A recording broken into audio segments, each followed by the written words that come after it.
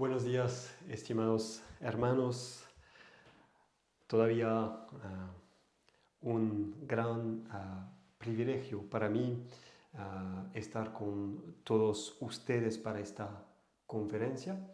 Pues lo siento no estar con ustedes en vivo, pero bueno, el tema es que conferencias son 10 horas de diferencias y realmente me hacía muy tarde, ¿no? Hacerlo en vivo. Así que bueno, cualquier cosa, quiero saludarle otra vez y decirle el gran privilegio que tengo de servir en estas conferencias. La providencia del Señor a lo largo de los años me hizo tener relaciones, digamos, bastante estrechas con América Latina. Y el deseo de mi corazón es ver el reino de Cristo crecer y extenderse en su continente. Y sé bastante de la obra del Señor en América Latina. Y esto es de mucho ánimo para nosotros aquí. Y estamos orando para todos ustedes a menudo. Y oramos para que el Señor pueda dar todavía más éxito a la obra en, en su continente. Sin más, hermanos, vamos a pasar a nuestro tema para hoy, que es un tema, la verdad, muy interesante. Un tema muy interesante. Nuestro tema para hoy es los deberes de la Iglesia para con el Estado. Los deberes de la Iglesia para con el Estado. Por cierto, este tema tiene que ver en buena parte con la doctrina del principio de establecimiento. La doctrina del principio de establecimiento. Ya sé que muchos de ustedes ya saben lo que es el principio de establecimiento, pero quizás para personas que serían más nuevas en la fe reformada o menos instruidas en la fe reformada, quizás es bueno recordar lo que es el principio de establecimiento. Antes de empezar, me pareció bueno recordarlos la doctrina del principio de establecimiento, porque, claro, esta doctrina está en el corazón de nuestro tema hoy. Pues, la doctrina del principio de establecimiento tiene dos elementos fundamentales. El primer elemento de esta doctrina es que la Iglesia y el Estado son dos sociedades o instituciones diferentes, independientes y con jurisdicciones propias. Dos sociedades, instituciones diferentes, independientes, con jurisdicciones propias. Esto es el primer elemento y la verdad es que es un elemento muy importante. El segundo elemento de esta doctrina es el siguiente. Aunque la Iglesia y el Estado son dos sociedades diferentes, tienen el deber de colaborar entre sí. Hay necesidad de una armoniosa relación entre la Iglesia y el Estado. A menudo los teólogos llaman esta relación una alianza. Se necesita una alianza entre la Iglesia y el Estado. Cada uno en su propio ámbito, por supuesto. No hay mezcla ni confusión La Iglesia y el Estado son sociedades diferentes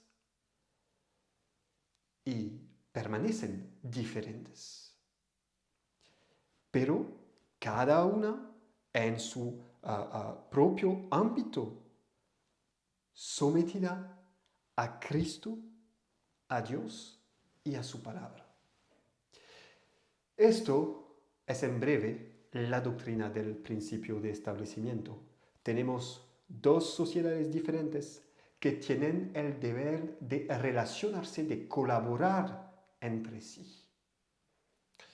Y mira, es algo interesante. Nosotros los presbiterianos, cuando hablamos del principio de establecimiento, solemos enfatizar los deberes del Estado para con la Iglesia. Solemos enfatizar los deberes del Estado para con la Iglesia, pero raramente se hace al contrario. Raramente se trata de los deberes de la Iglesia para con el Estado. Y por esto también agradezco a los organizadores de estas conferencias por haber elegido un tema tan bueno y tan interesante. Ya hemos recordado el principio de establecimiento. Ahora quiero darlos dos breves definiciones. Antes de seguir y enfocarnos sobre los deberes de la Iglesia para con el Estado, los doy dos breves definiciones para que sepamos bien de qué estamos hablando. Daré una definición de la Iglesia y daré una definición del Estado. No serán definiciones complicadas o muy teológicas, pero bastante completas para que sepamos de qué estamos hablando. Claro, vamos a hablar de las relaciones, de los deberes de la Iglesia para con el Estado, pero antes de esto tenemos que saber lo que es la Iglesia y lo que es el Estado. Tenemos que verlo bien claro, ¿no? Estas dos definiciones vienen del libro de Bannerman, su libro llamado La Iglesia de Cristo. Bannerman era un ministro en la Iglesia Libre de Escocia en el siglo XIX. Y él nos dice, en cuanto a la Iglesia, cito Bannerman, en el curso de nuestras discusiones anteriores, hemos sido llevados a afirmar la existencia de una sociedad diferente de cualquier otra que se conozca en la tierra, afirmando en su origen ser de Dios, profesando en su carácter ser espiritual y establecida entre los hombres con el propósito de llevar adelante los grandes fines de la dispensación del Evangelio hacia este mundo. Esta es la Iglesia de Cristo. ¿Qué es la Iglesia de Cristo? Una sociedad diferente de todas las demás sociedades en la tierra, afirmando tener su origen de Dios, profesando en su carácter ser espiritual y establecida con qué propósito, con el propósito de llevar adelante los grandes fines de la dispensación del Evangelio hacia este mundo. Esto entonces por lo que concierne la Iglesia, digamos. Ahora una breve definición del Estado. Bannerman dice, pero sabemos, tanto por la historia como por la palabra de Dios, que existe otra sociedad en la tierra, de naturaleza diferente y con objetivos diferentes, que también afirma ser de Dios, que no tiene un carácter espiritual sino secular y establecida con el propósito de promover, al menos en primera instancia, el bienestar temporal y social de los hombres. Este es el cuerpo político o el Estado. Así vemos, el Estado es una sociedad diferente. También afirma ser de Dios, pero su carácter no es espiritual, sino secular, y el Estado ha sido instituido o establecido con el propósito de promover el bienestar temporal y social de los hombres. Pues ahora que tenemos estas dos definiciones, hermanos, podemos empezar, ¿no? Podemos empezar a considerar los deberes de la Iglesia para con el Estado. Vamos a ver 6 grandes deberes de la Iglesia para con el Estado. La lista no es exhaustiva, pero creo que vamos a ver los más importantes deberes de la Iglesia para con el Estado. El primer deber, el deber de relación, lo llamé así. El primer deber de la Iglesia hacia el Estado es un deber de relación. ¿Qué quiero decir con esto? Quiero decir que la Iglesia debe buscar alianza y colaboración con el Estado. La Iglesia debe buscar, es un deber, debe buscar esta relación. Debe buscar el sostén y el apoyo del Estado. ¿Por qué tiene que hacer esto la Iglesia? Podríamos preguntar, ¿no? ¿Por qué la Iglesia tiene que hacer esto? La Iglesia tiene que hacerlo porque Dios lo manda en su santa palabra. Dios lo manda.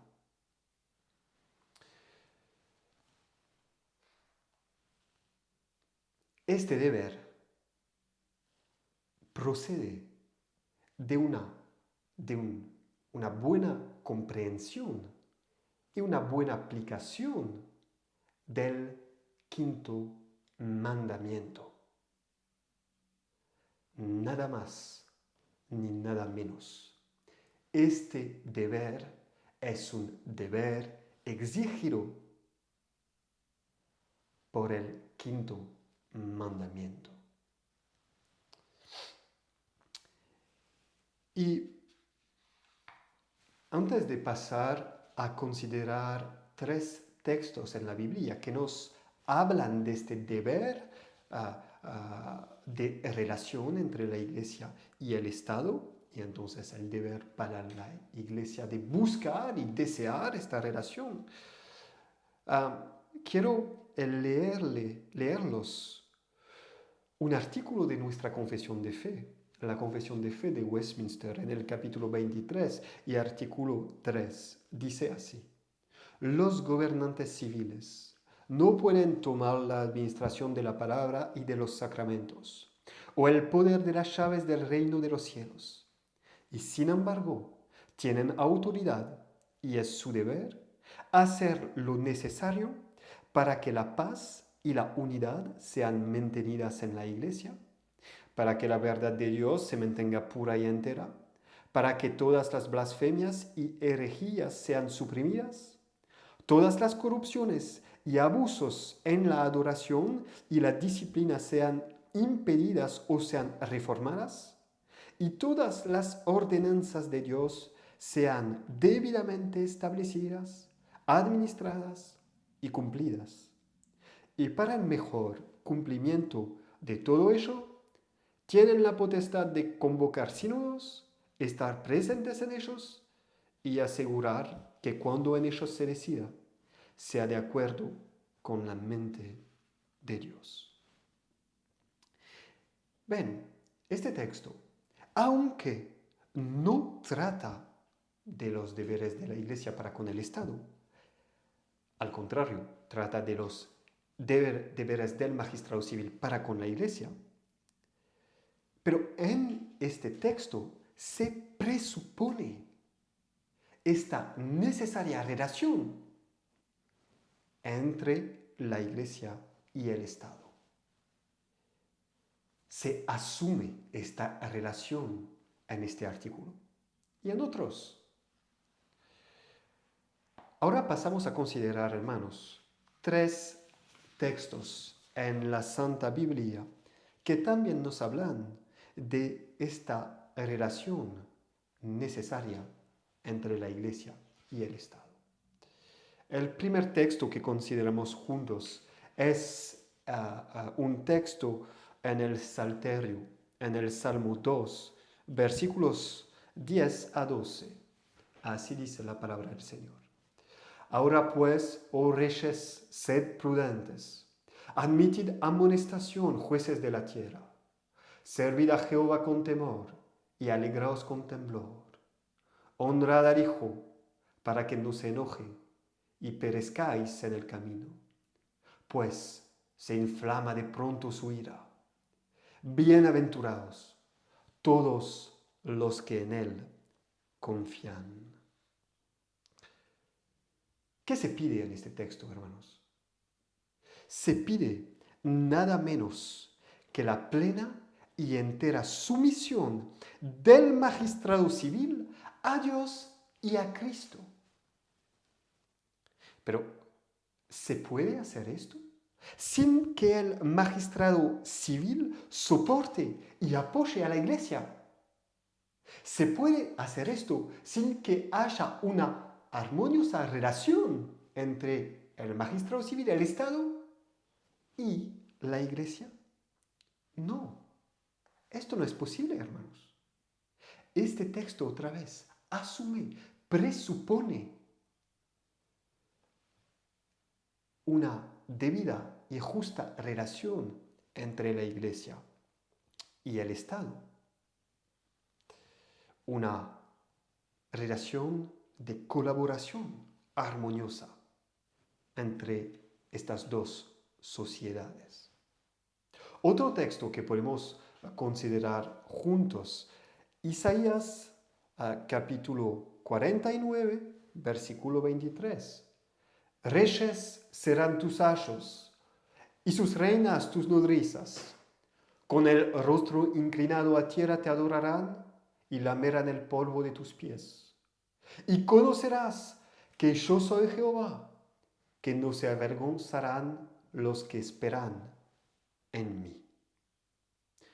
Otra vez, este texto nos enseña la misma cosa.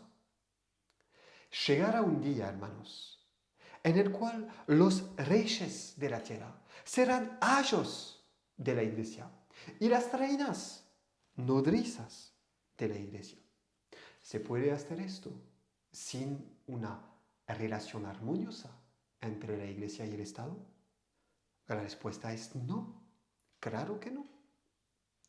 Tercer y último texto que vemos juntos ahora en la primera carta de Pablo a Timoteo, capítulo 2, versículo 1 a 2, el apóstol dice: exhorto ante todo a que se hagan rogativas, oraciones, peticiones y acciones de gracias por todos los hombres, por los reyes y por todos los que están en eminencia, para que vivamos quieta y reposadamente en toda piedad y honestidad. Este texto es muy interesante, hermanos. ¿Por qué? Este texto nos habla de vivir en toda piedad y honestidad. ¿Podemos hacer esto en naciones impías? Claro, lo podemos hacer. Pero este texto nos habla también de vivir piadosamente y honestamente en toda quietud y todo reposo. Y la pregunta es, ¿podemos vivir en piedad y honestidad en naciones impías? ¿Y hacerlo en toda quietud y reposo? La respuesta es no, claro que no. Tenemos que luchar y siempre luchar contra las injusticias del Estado y a veces en contra de la persecución del Estado. Así que el apóstol nos dice, tenemos que orar para que en nuestras naciones podamos vivir en piedad, en honestidad, claro, pero eso de una manera quieta, con reposo. Y esto presupone otra vez armoniosa relación entre la Iglesia y el Estado. Hermanos, si Dios manda tal dulce alianza, entonces es el deber de la Iglesia de desearla y de buscarla. Claro, cuando las circunstancias lo permiten. Por cierto, para tener esta armoniosa relación, el magistrado debe ser convertido a la verdadera religión y el pueblo también. Así que no se puede concretar esta alianza en nuestras situaciones actuales. Hay que esperar circunstancias favorables para concretar esta relación y para buscarla de una manera muy práctica y concreta. Pero el deber de la Iglesia es de siempre desear esta relación y orar para que Dios cambie las circunstancias y que tengamos circunstancias favorables. Entonces, en nuestras circunstancias que no son favorables, ¿qué podemos hacer? 3 cosas, hermanos. Orar, y orar mucho. Orar para la conversión de nuestra nación y de nuestros magistrados civiles. Tenemos que orar. Esto es lo que el apóstol nos manda.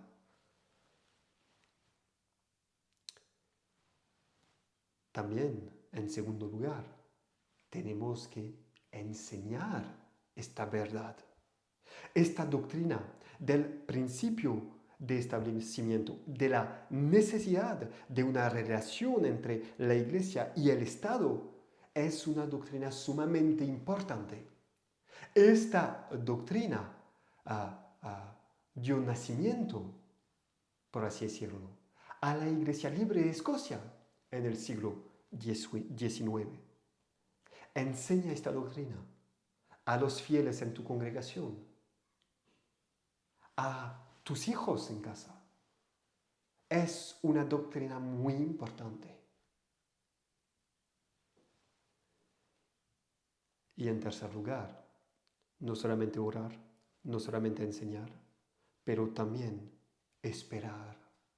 Esperar tiempos favorables. Lo hemos leído en Isaías 49.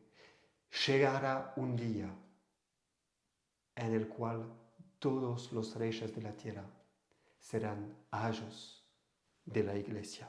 Se viene un tiempo favorable. Se viene un tiempo favorable. Tenemos que esperar, orar, enseñar y esperar. Segundo deber, hermanos, segundo deber de la Iglesia para con el Estado, el deber de no intrusión. El deber de no intrusión. En general, cuando hablamos de este deber, se atribuye al Estado, y esto por razones históricas. Pero, hermanos, sí es cierto que el Estado no debe hacer intrusión en el ámbito, en la provincia de la Iglesia. También es cierto que este mismo deber existe para la Iglesia. La Iglesia no tiene que hacer intrusión en la provincia del Estado. También es un deber de la Iglesia. La Iglesia no debe nunca meterse en las cosas civiles y políticas. No debe asumir nunca el poder del magistrado civil. Nuestro Señor Jesucristo ha sido muy claro. Mi reino no es de este mundo. Y esto, hermano, el asumir el poder del magistrado civil. Es una marca del anticristo, no de la verdadera iglesia de Cristo. Y como muy bien lo dice otra vez nuestra confesión de fe, capítulo 31, artículo 5, los sínodos y concilios solamente deben tratar y decidir acerca de los asuntos eclesiásticos y no deben entrometerse en los asuntos civiles que conciernen al Estado, a no ser por medio de humilde petición en casos extraordinarios o por medio de consejo para satisfacer la conciencia si se lo solicita el magistrado civil.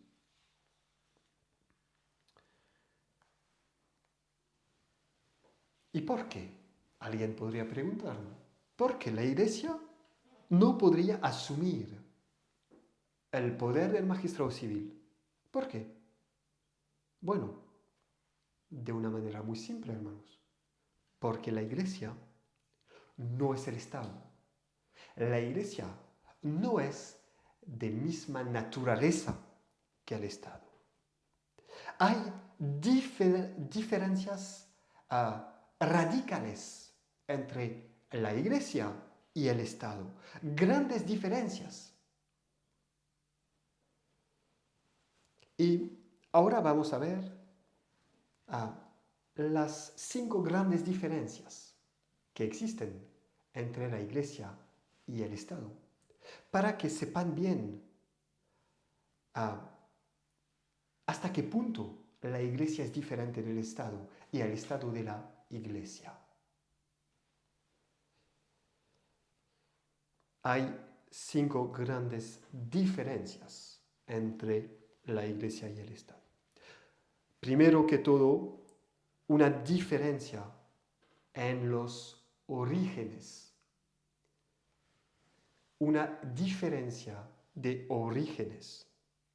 El magistrado civil, hermanos, deriva su existencia y su poder del Dios creador. La Iglesia, al contrario, deriva su existencia y su poder del Cristo mediador.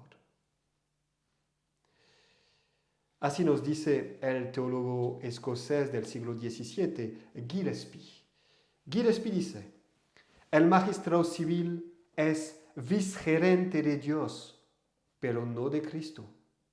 Es decir, el poder del magistrado tiene su origen, institución y deputación, no de ese dominio especial que Cristo ejerce sobre la Iglesia como mediador y cabeza de la misma, sino de ese señorío y soberanía universales que Dios ejerce sobre todos los hombres por derecho de creación. Una diferencia en los orígenes mismas. La Iglesia deriva su existencia y poder del Cristo mediador, pero el Estado deriva su existencia y poder del Dios creador. En segundo lugar, diferencia en las esferas o en los ámbitos o en las provincias de cada uno. El magistrado pertenece a la esfera o al ámbito de la naturaleza. La Iglesia, al contrario, pertenece a la esfera o el ámbito de la gracia. Esto es una distinción muy importante en la teología reformada, lo que es de la naturaleza y lo que es de la gracia. El Estado es de la naturaleza, la Iglesia es de la gracia. En tercer lugar, hay una diferencia en los propósitos de estas dos instituciones. El magistrado tiene como propósito la gloria de Dios y el bien público. La Iglesia tiene como propósito la gloria de Dios y la salvación de las almas, la salvación de los hombres. Dos propósitos muy diferentes. El uno para el bien público, el otro para la salvación de las almas. En cuarto lugar, hay una diferencia en la naturaleza de los poderes. El magistrado ejerce su poder, nos dice la Escritura, por la espada. La espada es el símbolo del poder del magistrado civil. La espada significa un poder coercitivo, un poder político y temporal. Pero el poder de la Iglesia es muy diferente. El símbolo del poder de la Iglesia en las Escrituras es la llave, las llaves. La Iglesia ejerce su poder con llaves. Su poder es un poder espiritual y un poder ministerial. Y finalmente, en quinto lugar, una diferencia en la forma de gobierno. Y esto es obvio, hermanos. El magistrado civil en cada nación es libre para formar el gobierno como lo quiere. No se exige de él una forma de gobierno particular. Una nación puede tener un gobierno monárquico. Una nación puede ser una república también. O una oligarquía. Todo esto es posible y legítimo para el magistrado civil. Dios no le mandó una forma de gobierno en particular. Pero es muy diferente con la Iglesia. La Iglesia tiene que ser gobernada de manera presbiteriana, nos dice la palabra de Dios. No de otra manera. Y también esto es una gran diferencia.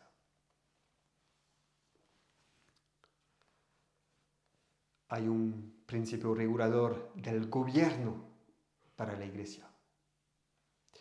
Esto no existe para el Estado. Por supuesto, hermanos, esto no significa que el cristiano no puede interesarse a la política o que no puede hacer política.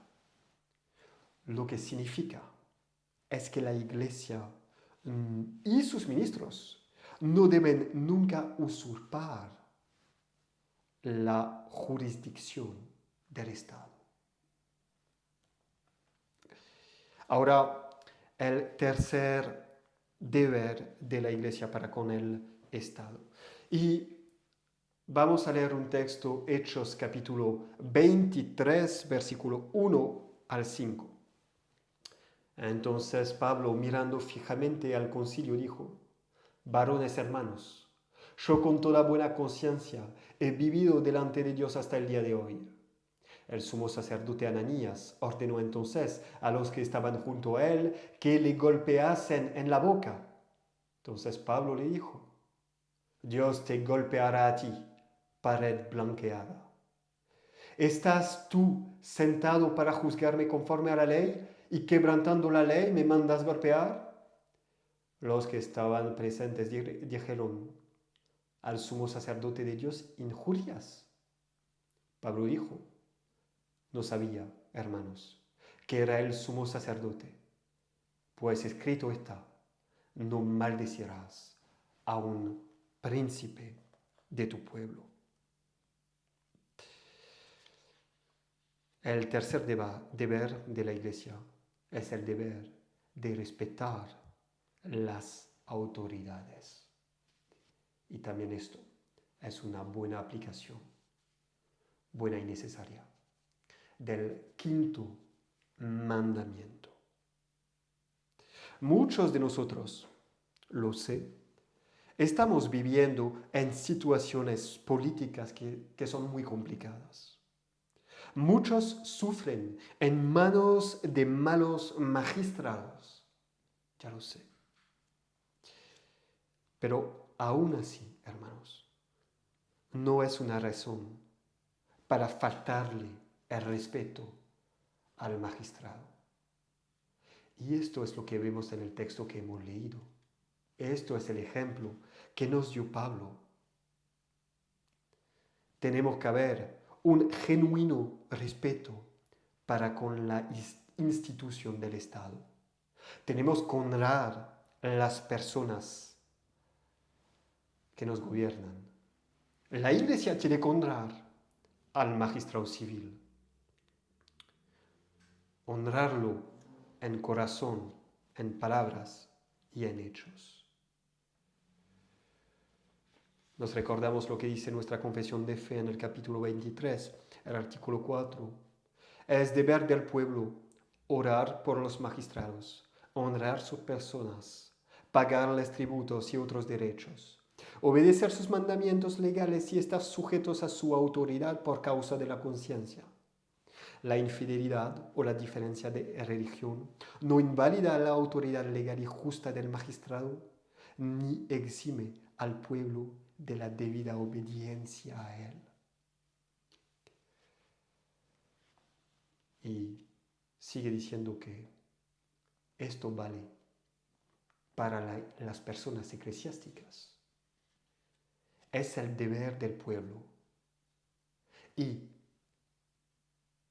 que sean los fieles o los ministros, son parte del pueblo de la nación.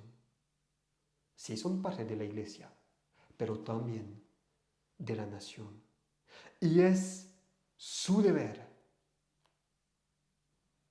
honrar los magistrados civiles.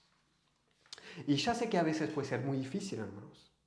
Mira, yo vivo en un país, Francia, en el cual el burlarse del Estado, del magistrado civil, es un deporte nacional. Todo el mundo hace esto. Pero esto nos prohíbe el Señor. El Señor nos manda el respeto de las autoridades.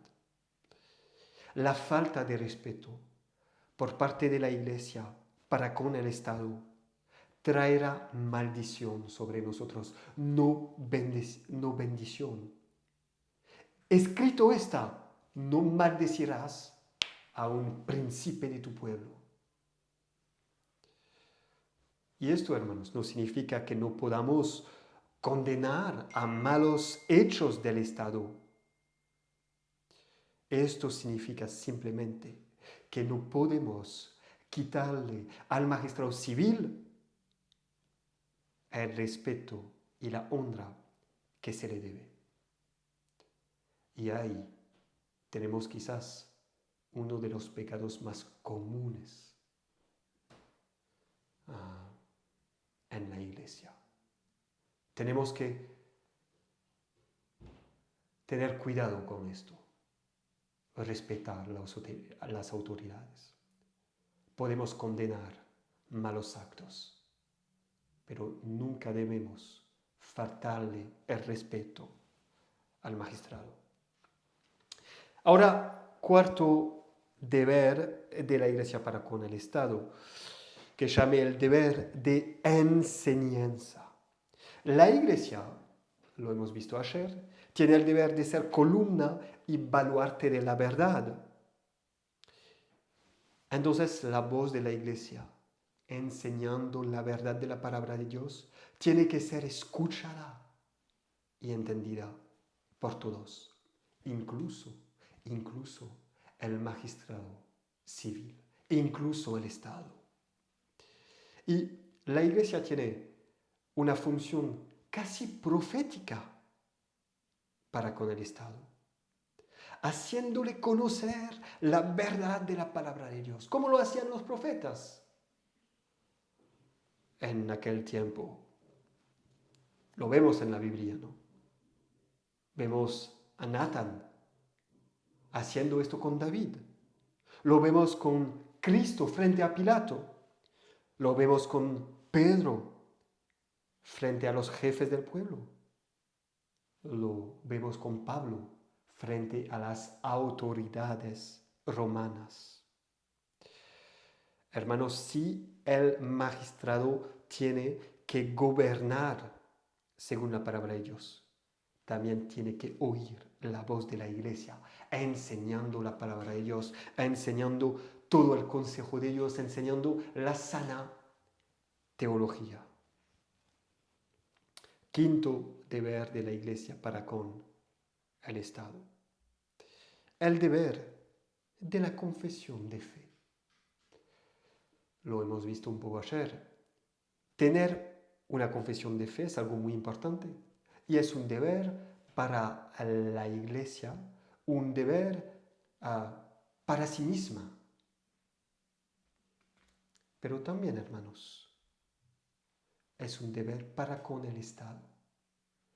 Y esto enseñaron los reformados.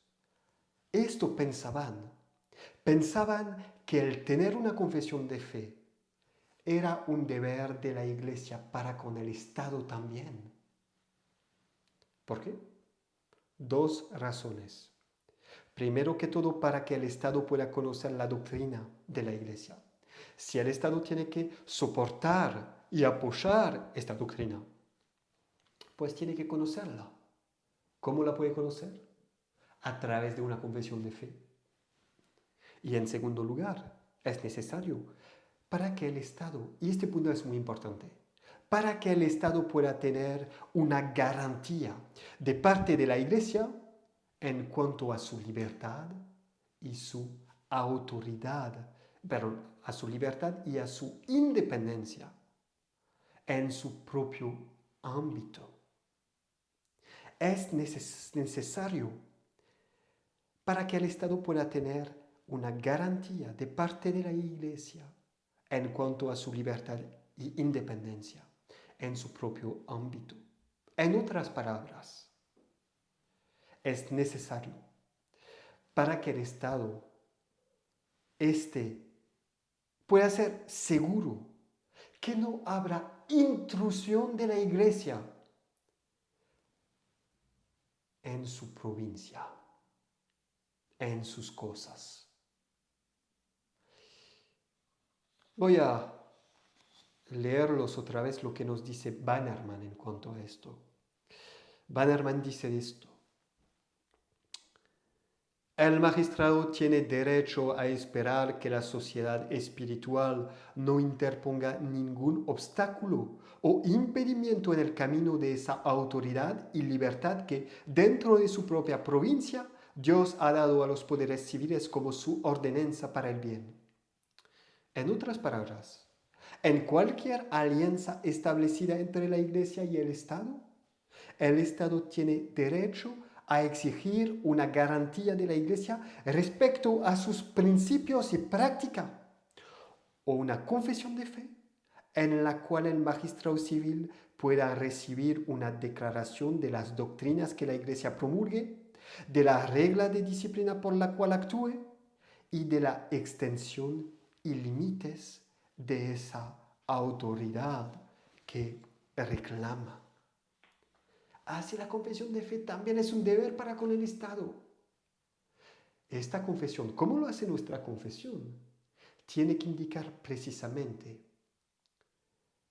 los límites del poder de la Iglesia para que el Estado esté seguro, pueda ser seguro que la Iglesia no hará intrusiones en sus cosas.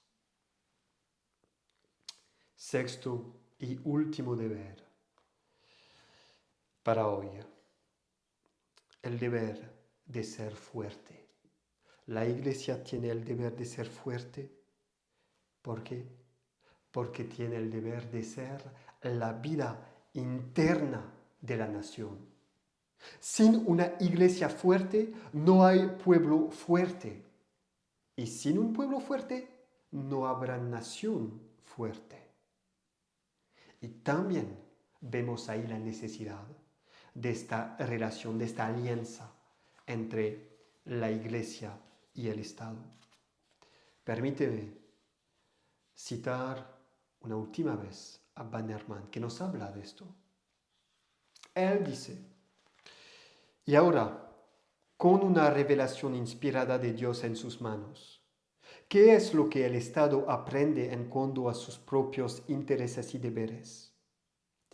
Aprende en primer lugar, la íntima e indisoluble conexión entre los intereses de la sociedad civil y los intereses de la verdadera religión, y que para promover el bienestar, o más bien, para asegurar la existencia del Estado, es necesario recurrir a la ayuda de poderes e influencias que el Estado no tiene en sí mismo. Encuentra que lo que falta en la sociedad civil para lograr el fin mismo de su propia existencia, solo el Evangelio puede suplirlo. Y que si el Estado descarta, como asunto ajeno a él, la instrucción religiosa y el bienestar espiritual del pueblo en general, está renunciando al principal instrumento que Dios ha puesto en sus manos para asegurar la autoridad de la ley, para promover los fines del gobierno civil, para proteger los deberes, para proteger los derechos y fomentar la paz de la sociedad. Todo esto es demasiado claro para necesitar ilustración. Todas las partes admiten que sin alguna religión, ninguna sociedad en la tierra podría existir. Y sin la verdadera religión, ninguna sociedad puede existir felizmente. La iglesia es la vida interna de la nación, necesaria para el bienestar de la nación. Así que tiene el deber la iglesia de ser fuerte, fuerte, tener vigor espiritual, fuerza espiritual. Y aún en sociedades impías como las nuestras, el vigor de la iglesia sigue siendo fundamental para el bienestar del pueblo. Así terminemos, hermanos, nuestra conferencia hoy. Sé que muchos de estos deberes son dependientes de la voluntad del Estado de relacionarse con la Iglesia. Y también sé que nuestros estados hoy no quieren esto. Esto es verdadero para Guatemala, también lo es para Francia. Pero tenemos que saber, hermanos, que estos son deberes nuestros. Y tenemos que orar y orar mucho para que llegue el día en el cual todos los reyes de la tierra serán sometidos a Cristo plenamente y enteramente, para la gloria de Dios. Lo siento el no estar con ustedes para poder responder a preguntas, si hay preguntas. Pero quizás otros docentes lo podrán hacer, o también quizás si tienen alguna duda o alguna pregunta, me pueden contactar directamente. Muchas gracias por su atención, que el Señor los bendiga mucho y seguimos orando. Se viene un día glorioso, un día en el cual los reyes de la tierra serán sometidos a Cristo. Amén.